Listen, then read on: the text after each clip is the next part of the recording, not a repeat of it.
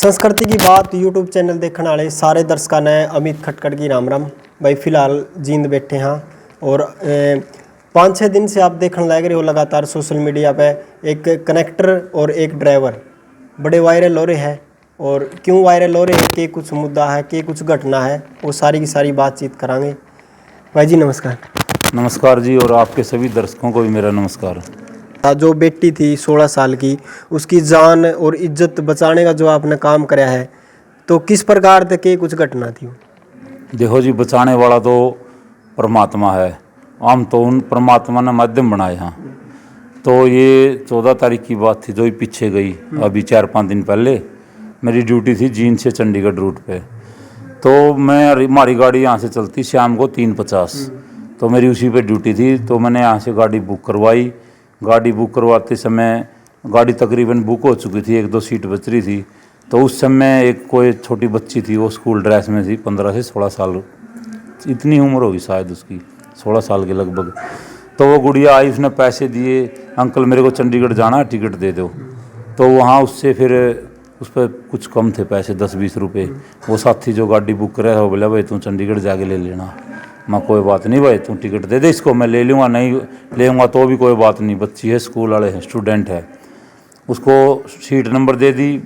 जो बीच में एक कोई सीट बच रही थी वैसे रह गई थी, वो वहाँ दे दी उसको, बैठ के फिर हम यहाँ से चल पड़े। चलने के बाद हम 10 मिनट हमारा पेवा सटे होता है, चाय पानी का, भाई बाथरूम बूथरूम कर लें सवारी। 10 मिनट के बाद फिर वहाँ से चल पड़े। 3-4 घंटे का सफ़र है चंडीगढ़ का। तो पहुँच गए हम चंडीगढ़। तो जो उस गुड़िया को सीट दी थी उसके पास एक व्यक्ति और बैठा था, 50 साल के लगभग उम्र थी उसकी, हिमाचल का बता रहा था अपने आप को। तो उस इंसान को मैं तो उनको भगवान का भेजा फरिश्ता था भाई साहब वो। तो वो उससे बातें करता रहा था 3-4 घंटे बस में जींद से चंडीगढ़। तो उसने चंडीगढ़ में जब हमने एंट्री करी तो वो पहले उतरना था बस स्टैंड से किसी चौक पर।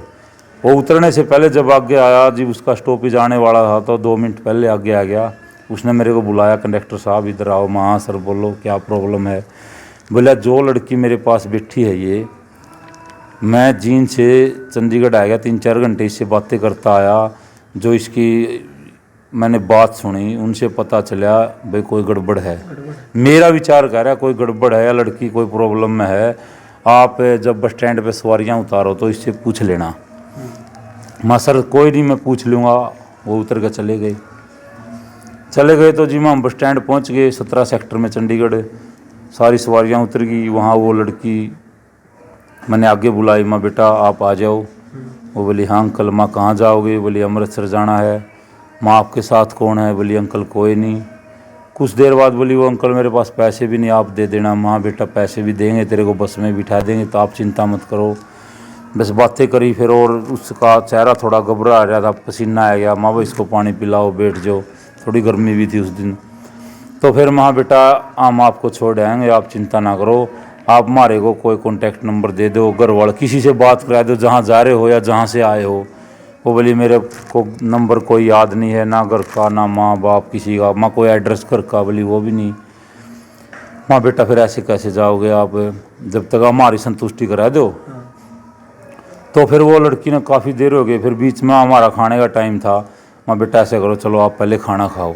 हमने भी खाना खाया, उस गुड़िया को भी समझू के खिलाया। वो मना तो कर रही थी, फिर भी उसको खिला दिया जिस जैसा भी उसने खाया। चाय चू पिलाई, थोड़ा फिर वो रिलैक्स होगी। बाहर बैठ गए हम, बातें करते रहे। 1-2 स्टाफ के साथी और आ गए, समझाते रहे उसको। फिर वो बोली अंकल है जहाँ मेरे को जाना अमृतसर, उसका नंबर है मेरे पास। माँ बेटा उसका नंबर दे दो। उसने जो नंबर दिया उसका मुझे भी नहीं याद था, मेरे तो आज भी नहीं याद। पता नहीं 62 से शुरू हुआ था वो नंबर।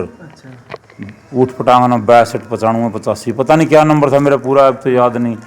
वो नंबर देने के बाद मैंने उस पर कॉल की, हाँ भाई कहाँ से बोल रहे? बोले अमृतसर से। माँ एक ऐसे ऐसे गुड़िया है, आपसे मिलना चाहे है, ये इसके पास ना पैसे है, ये कहाँ जाएगी रात को, आप यहाँ इसे ले जाओ इसको, या मैं इसको बस में बिठाऊँ। वो तो हमारे से उल्टा सीधा बोलने लग गया, भाई हम किसी को जानते नहीं, आपने कैसे फ़ोन कर दिया, ये क्या किया ये। वो बोला ये, फिर वो बोला थोड़ी देर बाद, बोले मेरे भाई का नंबर है, 5 मिनट बाद मैं दोबारा कॉल करूँगा, भाई को आने दे पूछ लूँ। भाई उसको फ़ोन कट गया। 10 मिनट, 15 मिनट, 20 मिनट लगा, हमने इंतज़ार किया। दोबारा फिर मैंने कॉल करी और दोबारा मैंने सोचा मैं लड़की से ही बात करा दूँ। लड़की बोली, उन्हें तो लड़की तो डेली बात करे थी, उसी हिसाब से उसने रूटीन में बात करी। लड़की बोली जी उससे बात करा दो। वो कहने लगे भाई, तो लड़की को भी उल्टा सीधा बोलने लगा, भाई हम जानते नहीं आपको, कौन है तू, कैसे फ़ोन मिला दिया। 2-4 बातें ऐसे की, फिर उसने फ़ोन काट दिया अपने आप। फिर फ़ोन की ट्राई की हमने 10 मिनट बाद, फिर तो फ़ोन स्विच ऑफ कर गया वो। उसके बाद फिर हमने गुड़िया को समझाया, मैं बेटे देखो कहाँ जाओगे अब, वो फ़ोन बंद कर गया। कोई किसी का दोस्त फ्रेंड नहीं होता, क्या पता आपकी जान को ख़तरा हो, वहाँ ऐसे मत जाना। और आप ऐसा करो, किसी का और घर का कॉन्टैक्ट नंबर दो हमारे को। तो फिर काफ़ी देर बाद 11 बज गए रात के, तो उसने फिर नंबर दिया उसके भाई का। बोली भाई का नंबर याद अंकल माँ दे दो। उसके भाई से बात की मैंने, भाई मैं ऐसे ऐसे जीन डिपू से कंडक्टर हूँ और चंडीगढ़ है हमारी बस की नाइट सेट है और मैं चंडीगढ़ पहुँच गए, एक गुड़िया मिली है बस में, ऐसे ऐसे बता रही है। इसने नंबर दिया, वो एकदम घबरा गया। अच्छा जी। तो उस बात करते करते उसके फादर ने फ़ोन ले लिया। बोला जी कहाँ हो, मेरी बेटी कहाँ है, कैसे हो आप, कहाँ से बोलो, कौन हो, सारी बातें पूछी। तो मैंने, माँ आपकी बेटी सुरक्षित है, मैं तो कर्मचारी हूँ आपकी तरह। वो भी बता रहे थे मैं पुलिस में हूँ। मैंने उसकी बोला बात करा दो, बात करा दी बिटिया से। फिर तो उनके बातचीत होती रही सारी रात, फ़ोन आते रहे। फिर हमने उस बिटिया को कहा भाई बेटा आप सो जाओ, आराम करो। और हमने सारी रात जाग के उसका पहरा दिया, भाई कोई बात नहीं हो जाए, कहीं चली नहीं जावे। तो फिर वो कह रहे थे भाई आप सुबह किस टाइम आओगे। मैं 5:20 चलते हैं चंडीगढ़ से, 9 बजे जींद आ जाएँ बस स्टैंड पर। बोले 9 बजे ले लेंगे हम इसको। फिर पता नहीं क्या होया, बोले इसकी माँ ज़्यादा रो रही थी, तो वह हमारा रात का प्रोग्राम बन गया। उनका फ़ोन आ गया। बोले हम 12 बजे चले थे, वो बहादुरगढ़ से 4 बजे सुबह चंडीगढ़ पहुँच गए। सारी फैमिली थी, परिवार था। तो वहाँ उस लड़की को हमने उनको सौंप दिया, वहाँ भाई ये बिटिया सुरक्षित है। उनको चाय चुय पिलाई और उनसे बात की और उनको समझा दिया। तो जो वो नंबर दिया था वो मैंने उसके फादर को दे दिया। भाई आज आपकी बेटी के साथ होया, कल किसी और की बेटी के साथ ना हो, तो आप इस पर कार्रवाई करना, इसको मत छोड़ना, बस ये हमारी शर्त है। तो वो कह रहा था मैं पूरी कार्रवाई करूँगा, तो उनको सौंप दिया था, बस इतना था। अच्छा भाई जी, एक बात और है, जिस प्रकार जो ये बेटी थी, उम्र इसकी 15-16 साल की आपने बताई, तो इसके साथ गलत होते होते बच गया। वो तो आप जैसे मतलब अच्छे इंसान, उसने फेट के बीच में, तो वो गलत होने से बच गया। बहुत बड़ा हादसा हो सका था। और आगे इस हादसा ना हो, आगे मतलब एक जागरूकता फैले समाज में। तो आप क्या कहना चाहोगे इस घटना के ऊपर, समाज से मतलब के अपील करना चाहोगे? बस देख, मैं तो यही कहूँगा सभी को, जो और साथी हैं, जी माँ बाप हैं बच्चों के, भाई देखो एक तो थोड़ा अपने बच्चों का इतना ध्यान रखें भाई ये फ़ोन में कोई गलती यूज़ नहीं कर रहे हों। खासकर बेटियों का, लड़का लड़की में थोड़ा फ़र्क है। लड़का तो थोड़ा और भी कहीं घूम फिर ले, और लड़की थोड़ी बेचारी लड़की है, उसका थोड़ा ज़्यादा ध्यान रखना पड़ता है। देखो माँ, वो अपने घर की इज्जत होती है, मान सम्मान अपना, बेटी अपना मान सम्मान है। तो उसका थोड़ा, बेटी बच्चे हैं भी, देखो मछोर बुद्धि है, बैक नहीं जाएं, उसका ध्यान रखें। और मैं तो जो छोटी बेटी हैं, अपनी बच्चे हैं, उनको भी यही कहूँगा, बेटा किसी पे ऐसे ऑनलाइन किसी पे विश्वास मत करो। ऑनलाइन ऐसे किसी पे ये फ्रेंड दोस्त बनाना, ये तो एक मौत के मुंह में जाना है।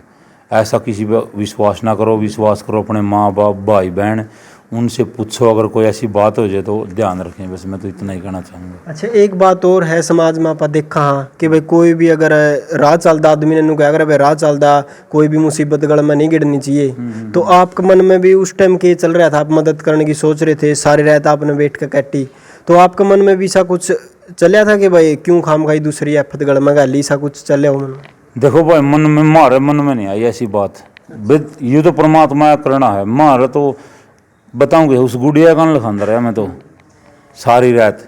भाई देखिए रे, कितनी मासूम बच्ची, नाबालिग, ऐसे स्कूल ड्रेस में, और वह कहाँ जाती, इसको जान से मार देते, नोच के खा जाते इसको भेड़िए।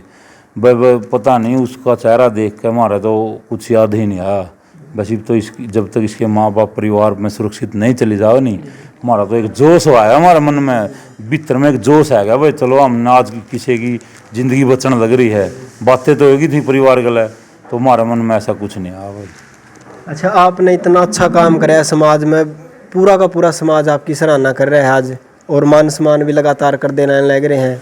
तो कल मान सम्मान कराया था खटखट टोल की तरफ से, आज फौजी भाईचारा संगठन पूरा का पूरा संगठन आज फौजी भाईचारा आज पहुंचा, मान सम्मान कराया, तो आपने कितना फक्र महसूस हो रहा है?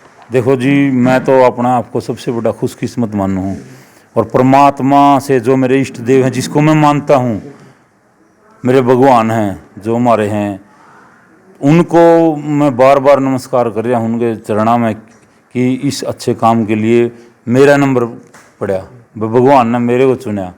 तो मैं तो इतना खुशकिस्मत हूँ जी, बहुत खुश हूँ। और मैं जैसे खटखटोल की कमेटी है और ये फौजी भाई हैं जो आज मान सम्मान किया है, मैं तो इनका बार बार जब तक जीवन है आभारी रहूँगा। और जैसे भी जिस भी देखो हम भी कर्मचारी हैं, हमारे से समाज सेवा होगी, भविष्य में ऐसी समाज सेवा करते भी